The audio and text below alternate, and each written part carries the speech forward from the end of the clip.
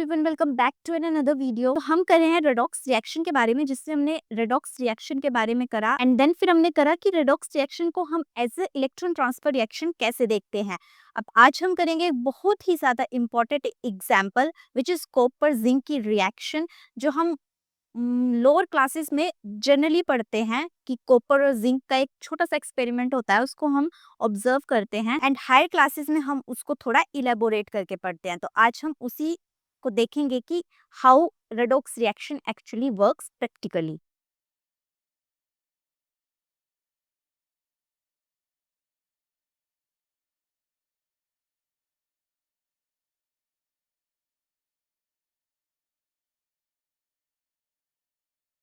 मैंने एक बीकर में कॉपर नाइट्रेट का सॉल्यूशन ले लिया। अब मैं इसमें अगर जिंक की मेटेलिक रोड को डिप करूं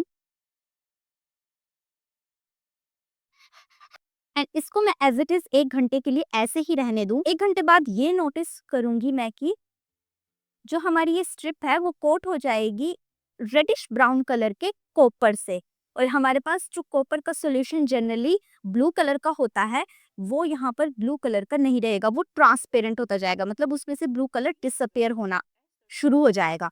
इसका मतलब ये है कि यहाँ से कॉपर निकल के इस सिंक के ऊपर डिपॉजिट हो रहा है। मतलब हम यहाँ पर देखेंगे कि जो हमारे पास कॉपर 2 पॉजिटिव आयन से जिंक 2 पॉजिटिव आयन की फॉर्मेशन होना शुरू हो जा रही है।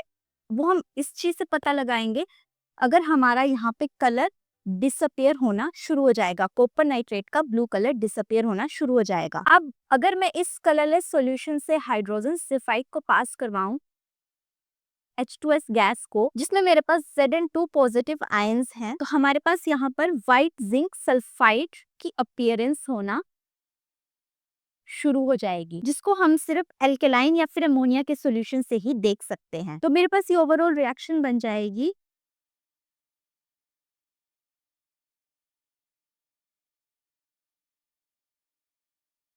Zn2 positive plus Cu2 positive give Zn2 positive plus Cu। ये मेरे पास सॉलिड है मेटेलिक रोड, ये एक्वस है, ये भी एक्वस बनेगा और ये सॉलिड। अब यहाँ पर रेडॉक्स रिएक्शन मैंने आपको बताया है कि एक चीज ऑक्सीडाइज्ड होती है, एक चीज रिड्यूस होती है, एक चीज लॉस ऑफ इलेक्ट्रॉन करती है, एक चीज गेन ऑफ इलेक्ट्रॉन करती है।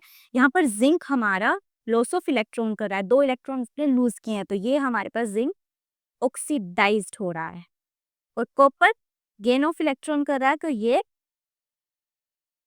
रिड्यूस्ड हो रहा है। अब जैसे हम यहाँ पर एक और एग्जांपल ले सकते हैं।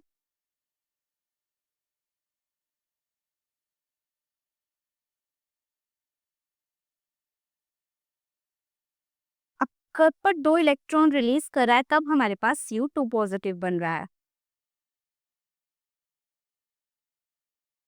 और सिल्वर 2 इलेक्ट्रॉन एक्सेप्ट कर रहा है, तब हमारे पास